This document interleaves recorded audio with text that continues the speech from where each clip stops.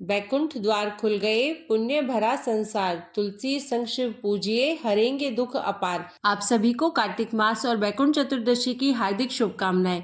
आप सभी का दिन शुभ और मंगलमय हो। भगवान श्री हरि की कृपा आप सभी भक्तों पर सदा सर्वदा बनी रहे। हर साल कार्तिक मास के शुक्ल पक्ष की चतुर्दशी तिथि के दिन बैकुंठ चतुर्दशी का व्रत रहता है और इस साल बैकुंठ चतुर्दशी का व्रत 14 नवंबर गुरुवार को रखा जा रहा है। इस दिन भगवान विष्णु और भगवान शिव के निमित्त व्रत रखा जाता है। इस दिन भगवान विष्णु ने कमल के पुष्पों से भगवान शिव की उपासना की थी। मान्यता है इस दिन व्रत रखने वाले साधकों के सारे पापों का अंत हो जाता है और इस दिन पौराणिक कथा का पाठ करने से तमाम कष्टों से मुक्ति मिलती है। तो आज आपको सुनाते हैं बैकुंठ चतुर्दशी की कुछ कथाएं। सतयुग में कार्तिक शुक्ल चतुर्दशी के दिन बैकुंठ के अधिपति भगवान विष्णु बैकुंठ से वाराणसी आए। ब्रह्म मुहूर्त में भगवान श्री हरि विष्णु जी से मणिकर्णिका घाट पर स्नान करके 1000 कमल पुष्प लेकर परम भक्ति भाव से भगवान शिव का पूजन करने के लिए पहुंचे। उन्होंने कमल पुष्पों से भगवान शिव का पूजन आरंभ किया। वे मंत्रोच्चारण के साथ एक एक करके कमल पुष्प शिवलिंग पर चढ़ाते गए। जब 999 कमल पुष्प चढ़ चुके तो भगवान विष्णु चौंक गए, क्योंकि 1000वां पुष्प स्वयं भगवान शिव ने बड़ी चालाकी से छिपा लिया। अब भगवान विष्णु परेशान हो उठे कि कैसे शिवलिंग पर 1000 कमल पुष्प चढ़ाएं। अगर अंतिम कमल पुष्प शिवलिंग पर नहीं चढ़ाया तो उनका संकल्प अधूरा रह जाएगा और यदि वे एक कमल लेने जाते हैं तो उनका आसन भंग होता है। इसी उधेड़-बुन में विचार करते हुए उन्हें यही समझ आया कि मनुष्य मुझे पुंडरीकाक्ष और कमल नयन कहते हैं, क्योंकि मेरे नेत्र कमल के समान है। क्यों न इनमें से एक आंख को कमल के बदले शिवलिंग पर चढ़ा दूं। ऐसा विचार करते हुए उन्होंने तुरंत अपनी एक आंख निकालकर भगवान शिव को अर्पित कर दी। यह देखकर भगवान शिव अत्यंत प्रसन्न हुए। विष्णु जी की इस अगाध भक्ति से प्रसन्न होकर देवाधिदेव महादेव प्रकट होकर बोले, हे विष्णु, तुम्हारे समान संसार में दूसरा कोई मेरा भक्त नहीं है। यह कार्तिक शुक्ल चतुर्दशी अब बैकुंठ चतुर्दशी कहलाएगी। आपकी भक्ति से प्रसन्न होकर आज मैं आपको तीनों लोकों का राज्य देता हूँ। अब इसके पालक आप होंगे। भगवान शिव ने श्री हरि विष्णु जी से कहा, आज मैं आपकी भक्ति से बहुत प्रसन्न हूँ। जो कुछ मांगना चाहते हैं वह भी मांग लीजिए। शिव जी की बात सुनकर भगवान विष्णु बोले, आपने मुझे तीनों लोकों की रक्षा करने का आदेश तो दे दिया, लेकिन मैं दैत्यों को कैसे मारूंगा। शिव जी ने कहा, इसके लिए मैं आपको यह सुदर्शन चक्र दे रहा हूँ। इसे ग्रहण करें और इसके द्वारा दैत्यों का संहार करें। इस तिथि को आपने मुझे कमल से पूजा है, इसलिए मैं आपको और भी वर प्रदान कर रहा हूँ। इस प्रकार विष्णु भगवान को वर देकर शिव जी अंतर्ध्यान हो गए। तभी से मनुष्य जीवन से मुक्त होकर बैकुंठ धाम जाने के लिए इस व्रत को करना शुरू कर दिया। आइए अब श्रवण करते हैं बैकुंठ चतुर्दशी की दूसरी कथा। एक बार की बात है, नारद जी पृथ्वी लोक से घूमकर बैकुंठ धाम जा पहुंचे। भगवान विष्णु ने उन्हें आदर पूर्वक बिठाया और प्रसन्न होकर उनके आने का कारण पूछा। नारद जी कहते हैं, हे प्रभु, आपने अपना नाम कृपा निधान रखा है। इससे आपके जो प्रिय भक्त हैं वही तर पाते हैं। जो सामान्य नर नारी है वे वंचित रह जाते हैं। इसलिए आप मुझे कोई ऐसा सरल मार्ग बताएं जिससे सामान्य भक्त आपकी भक्ति कर मुक्ति पा सके। नारद जी की बातें सुनकर भगवान विष्णु बोले, हे नारद, मेरी बात ध्यान पूर्वक सुनो। कार्तिक शुक्ल चतुर्दशी को जो नर नारी व्रत का पान करेंगे और श्रद्धा भक्ति से मेरी पूजा अर्चना करेंगे, उनके लिए स्वर्ग के द्वार साक्षात खुले रहेंगे। इसके बाद भगवान विष्णु बैकुंठ के द्वारपाल जय और विजय को बुलाते हैं और उन्हें कार्तिक चतुर्दशी को बैकुंठ के द्वार खुले रखने का आदेश देते हैं। भगवान विष्णु कहते हैं, इस दिन जो भी भक्त मेरा थोड़ा सा भी नाम लेकर पूजन करेगा वह बैकुंठ धाम को प्राप्त करेगा। प्रेम से बोलिए लक्ष्मी नारायण भगवान की जय। अब आइए श्रवण करते हैं बैकुंठ चतुर्दशी की मोक्ष प्रदान करने वाली कथा। एक नगर में एक राजा अपनी 2 बेटियों तथा पत्नी के साथ रहता था। एक दिन राजा भोजन करते समय अपनी दोनों बेटियों तथा अपनी पत्नी से पूछता है कि तुम सब किसके भाग्य का खाते हो। तब बड़ी बेटी बोली, पिताजी, मैं आपके भाग्य का खाती हूँ। जबकि छोटी बेटी बोली, पिताजी, मैं तो अपनी किस्मत का खाती हूँ। तब राजा ने क्रोध करते हुए अपनी पत्नी की तरफ देखा तो पत्नी ने भी डरते डरते कहा कि स्वामी, मैं तो आपकी किस्मत का खाती हूँ। अपनी छोटी बेटी के वाक्यों को सुनकर राजा को बहुत क्रोध आया और उसने कहा कि मैं पूरी नगरी को खिलाता हूँ, तुम सबके लिए इतनी मेहनत करता हूँ, रोज तुम्हें अच्छा अच्छा भोजन खिलाता हूँ, नए नए वस्त्र और आभूषण पहनने के लिए मंगवाता हूँ, परंतु हमारी छोटी बेटी कहती है कि वह अपनी किस्मत का खाती है। तब गुस्से में आकर राजा ने अपने मंत्रियों को आदेश दिया कि जाओ 2 लड़के ढूंढ कर लाओ, मेरी बड़ी बेटी के लिए राज दरबार के राजा का पुत्र ढूंढो और छोटी बेटी के लिए गरीब लड़का ढूंढो। जिस समय राजा यह बात बोल रहा था, वहां दरबार में सभी मंत्री, पहरेदार, चौकीदार सब मौजूद थे। तब सभी मंत्रियों को राजा की बात पर बड़ी हैरानी हुई, लेकिन किसी में इतनी हिम्मत नहीं थी कि वह पलटकर राजा से पूछे कि महाराज, आप अपनी दोनों बेटियों के साथ भेदभाव क्यों कर रहे हैं। किसी ने कुछ नहीं पूछा। कुछ दिनों बाद राजा ने अपनी बड़ी बेटी का विवाह एक राजा के पुत्र से कर दिया और छोटी बेटी का विवाह एक गरीब भिखारी के लड़के से कर दिया। दोनों बेटियां जब ससुराल जाने लगी तो राजा ने बड़ी बेटी को बहुत सारा दान दहेज, बहुत सारे आभूषण, स्वर्ण, चांदी, हीरे, मोती आदि दिए और बहुत सारे रेशमी सुंदर वस्त्र दिए, जबकि छोटी बेटी को बोरी के टाट के कपड़े सिलवाकर उसे पहनाकर भेजे और कुछ नहीं दिया। बड़ी बेटी अपने माता पिता को प्रणाम करके घर से निकल गई।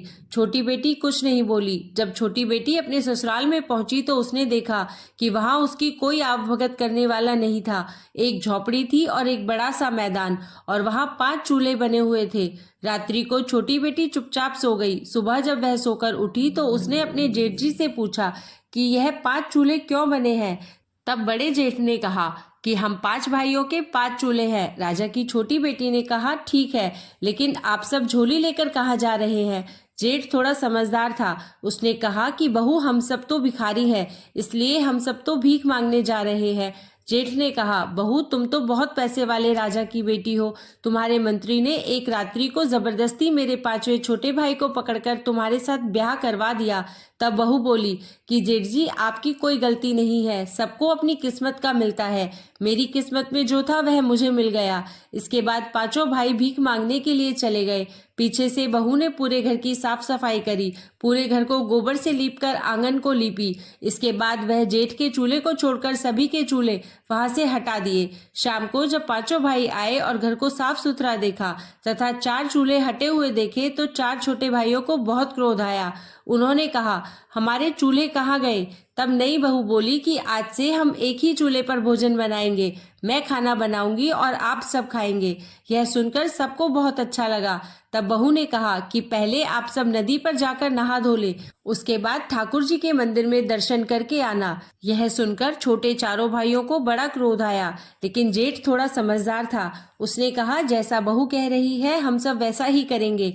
आज से पहले कभी भी 5 भाई नहाए नहीं थे। चारों भाइयों ने नहाने के लिए मना किया, लेकिन बड़ा भाई समझदार था। उसने कहा, जैसा बहू कह रही है हम सब वैसा ही करेंगे। सभी तालाब पर नहाने के लिए चले गए और आते समय ठाकुर जी के मंदिर में पूजा पाठ करने गए, लेकिन कभी उन्होंने कोई पूजा नहीं करी थी, इसलिए वह चुपचाप भगवान के आगे हाथ जोड़कर बैठे और घर वापस आ गए। तत्पश्चात 5 भाइयों ने भोजन किया। इतना स्वादिष्ट भोजन उन्होंने आज से पहले कभी नहीं किया था। भोजन करने के बाद चारों भाई झोपड़ी के बाहर सो गए और नई बहू अपने पति के साथ झोपड़ी के अंदर सो गई। सुबह जब वह सोकर उठे तो वापस से वह 5 भाई झोली उठाकर भीख मांगने के लिए जाने लगे। तब नई बहू ने कहा कि आज से आप लोग भीख नहीं मांगेंगे, मेहनत मजदूरी करेंगे। तब उसके जेठ ने कहा कि बहू, हमें कमाना नहीं आता।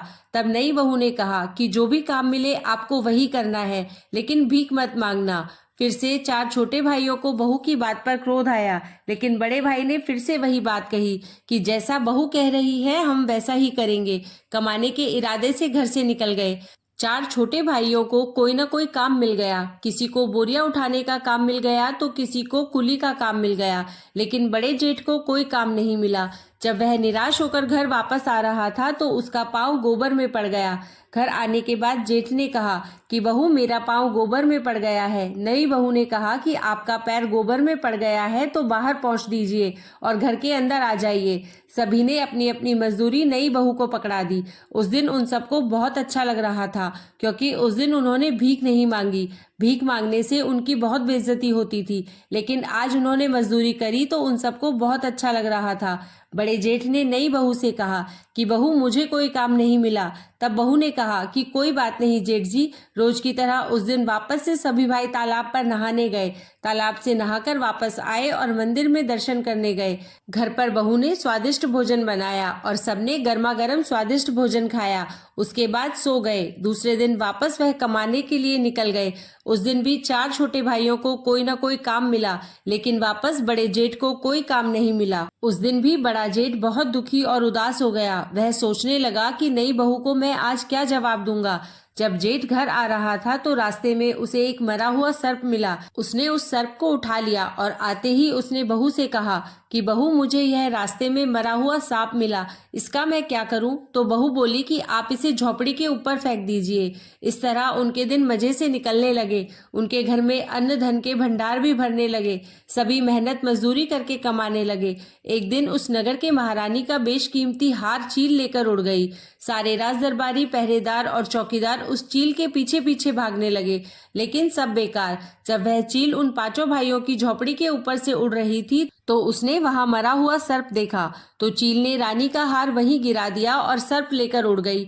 उधर राजा ने नगर में ढिंडोरा पिटवा दिया कि जिसे भी रानी का वह बेशकीमती हार मिले वह लाकर राजमहल के राज दरबार में जमा करवा दे और वह मुंह मांगा इनाम ले जाए। शाम को सभी भाई मेहनत मजदूरी करके वापस झोपड़ी में आए तो बड़े जेठ की नजर झोपड़ी के ऊपर चमकती हुई चीज पर पड़ी। बड़े जेठ ने चमकती हुई चीज को उतार कर देखा तो वह बेशकीमती हार निकला। जेठ ने वह हार लाकर नई बहू को दे दिया। तब नई बहू बोली कि यह हार तो रानी का है, आप इसे ले जाकर राजा जी को दे दीजिए। फिर जेठ ने वैसा ही किया। जेठ ने जाकर वह हार राजा को दे दिया। राजा हार को देखकर बहुत खुश हुआ और बोला कि भाई इसके बदले में तुम्हें मुंह मांगा इनाम मिलेगा, मैं तुम्हें सब कुछ देने के लिए तैयार हूँ। तब उसने बोला कि राजा जी मुझे मांगना नहीं आता, मैं अपने भाई की पत्नी से पूछकर बताऊंगा। राजा ने कहा कोई बात नहीं, तुम पूछ लेना फिर बताना। जेठ घर आया। घर आने के बाद उसने नई बहू को पूरी बात बताई। तब बहू ने कहा कि जेठ जी आप राजा के महल में वापस जाना और राजा से कह देना कि राजा जी मैं चाहता हूँ कि बैकुंठ चौदस के दिन नगर में किसी के भी यहाँ दीपक ना जले और राजमहल में भी अंधेरा रहे। तब जेठ वापस राजमहल में गया। राजमहल में जाकर उसने राजा से कहा कि राजा जी मुझे कोई इनाम नहीं चाहिए, बस आप बैकुंठ चौदस अर्थात बैकुंठ चतुर्दशी के दिन नगर में यह ढिंडोरा पिटवा दीजिए कि कोई भी नगरवासी दीपक न जलाए, यहाँ तक कि राजमहल में भी दीपक न जले। बैकुंठ चौदस के दिन पूरी नगरी में अंधेरा रहे। बिना कुछ सोचे समझे राजा ने कहा कोई बात नहीं, अगर तुम्हारी यही इच्छा है तो एक दिन नगर में कोई दीपक नहीं जलाएगा और राजमहल में भी दीपक नहीं जलेगा। राजा ने पूरी नगरी में यह ढिंडोरा पिटवा दिया कि पूरी नगरी में बैकुंठ चौदस के दिन कोई भी दीपक ना जलावे। दूसरे दिन बैकुंठ चौदस की रात्रि को किसी ने भी दीपक नहीं जलाया, यहाँ तक कि राजमहल में भी दीपक नहीं जला। लेकिन 5 भाइयों की झोपड़ी में नई बहू ने चारों तरफ दीपक जलाए, कहीं पर भी अंधेरा नहीं छोड़ा। माता लक्ष्मी के पग बनाए और एक थाल तैयार करके वहीं बैठ गई। जब बैकुंठ चौदस की रात्रि को स्वर्गलोक से माता लक्ष्मी मृत्युलोक में नीचे उतरी तो माता लक्ष्मी को उस नगर में सब जगह अंधेरा ही अंधेरा दिखाई दिया। केवल एक झोपड़ी जगमग कर रही थी। माता लक्ष्मी उस झोपड़ी पर आई और दरवाजा खटखटाने लगी। अंदर से बहू ने कहा कि कौन है? माता लक्ष्मी ने कहा कि मैं इस घर की बेटी हूँ। बहू ने अंदर से कहा हमारे घर में आपके लिए कोई जगह नहीं है, क्योंकि हमारे पास खुद के खाने की कमी है, हम आपको कहाँ से खिलाएंगे। थोड़ी देर बाद माता लक्ष्मी ने फिर से दरवाजा खटखटाया। बहू ने अंदर से पूछा आप कौन है? माता लक्ष्मी ने कहा मैं इस घर की बहू हूँ। तब भी नई बहू ने दरवाजा नहीं खोला। तीसरी बार माता लक्ष्मी ने फिर से दरवाजा खटखटाया। तब नई बहू ने कहा कि आप कौन हैं? माता लक्ष्मी ने कहा कि मैं इस घर की बहू हूँ और 7 पीढ़ियों तक इसी घर में रहूंगी। ऐसा सुनते ही नई बहू ने दरवाजा खोल दिया। जैसे ही माता लक्ष्मी ने झोपड़ी के अंदर पांव रखा तो उनका घर सुंदर महल में बदल गया। नई बहू ने माता लक्ष्मी को बैठने के लिए चौकी दी। माता लक्ष्मी ने कहा कि मैं तो पैसे वाले अमीर सेठ के घर में नहीं बैठूंगी, लेकिन नई बहू ने माता लक्ष्मी का हाथ पकड़कर चौकी पर बैठा दिया, क्योंकि चौकी पर बैठते ही माता लक्ष्मी ने साक्षात दर्शन दिए। तब नई बहू माता लक्ष्मी के चरणों पर गिर पड़ी। कुछ देर बाद नई बहू ने माता लक्ष्मी की आरती उतारी। फिर क्या था, लक्ष्मी माता की कृपा से उनका घर धन धान्य से भर गया। सुबह जब 5 भाई सोकर उठे तो उनका घर महल में बदल चुका था। सभी भाइयों के आश्चर्य का ठिकाना नहीं रहा। माता लक्ष्मी की कृपा से धीरे धीरे वे नगर के सेठ कहलाने लगे और उनके भाई की पत्नी सेठानी कहलाने लगी। सब तरफ उनका कारोबार फैल गया, हर जगह उनकी चर्चाएं होने लगी। वे पांचों भाई केसर कस्तूरी का व्यापार करने लगे। उनका घर धन धान्य से भर गया। लक्ष्मी माता की ऐसी कृपा हुई कि उन पांचों भाइयों के पास नौकर चाकर हाथी घोड़े सब हो गया। बड़ी बहन के घर में सब कुछ ठप हो गया, कारोबार में घाटा लग गया। उनके यहाँ एक समय की रोटी के भी लाले पड़ने लगे और उन्हें अपना सब कुछ बेचना पड़ा। बड़ी बहन के सास ससुर ने अपनी बहू से कहा कि तुम तो कलंकिनी हो, तुम्हारे आते ही हम बर्बाद हो गए, और उन्होंने अपनी बहू को घर से निकाल दिया। बड़ी बहन अर्थात राजा की बड़ी बेटी रोती हुई अपने पिता के घर आई। अपनी प्यारी लाडली बेटी की ऐसी हालत जब राजा ने देखी तो राजा बहुत दुखी हुए और राजा ने अपनी बड़ी बेटी से सारा हाल पूछा। बड़ी बेटी ने रोते रोते अपना सारा हाल अपने पिता को कह सुनाया। तब राजा ने मन ही मन सोचा कि मैं अपनी बड़ी बेटी के लिए इतना देखभाल करके घर वर ढूंढा, इसकी ऐसी हालत है तो छोटी बेटी की क्या हालत होगी, पता नहीं वह जिंदा भी होगी या नहीं। अपनी छोटी बेटी के गांव में उसका हालचाल पता करने के लिए राजा निकल पड़े। तब राजा ने एक व्यापारी का वेश बनाया और केसर कस्तूरी बेचने के लिए अपनी छोटी बेटी के गांव में पहुंच गया। गांव में पहुंचते ही राजा ने जोर जोर से आवाज लगानी शुरू कर दी, केसर कस्तूरी ले लो, कोई केसर कस्तूरी ले लो। करते करते सुबह से दोपहर हो गई। तभी जिस गली में राजा ने आवाज लगाई उसी गली में उसकी छोटी बेटी का हवेली नुमा मकान था। बेटी ने अपने पिता की आवाज पहचान ली। उसने ऊपर झरोके में से झांक कर देखा तो राजा को देखकर पहचान गई कि यह तो सच में हमारे पिता हैं। तब उसने अपने नौकरों से कहा कि बाहर जो आदमी केसर कस्तूरी बेच रहा है उनकी केसर कस्तूरी को मुंह मांगे दाम में खरीद लो और उन्हें आदर से बुलाकर अंदर लेकर आओ तथा उनके लिए भोजन पानी की व्यवस्था करो। उन सब ने वैसा ही किया। बहुत अच्छी कीमत पर केसर कस्तूरी खरीद ली और उन्हें भोजन के लिए आसन लगाकर बैठाया।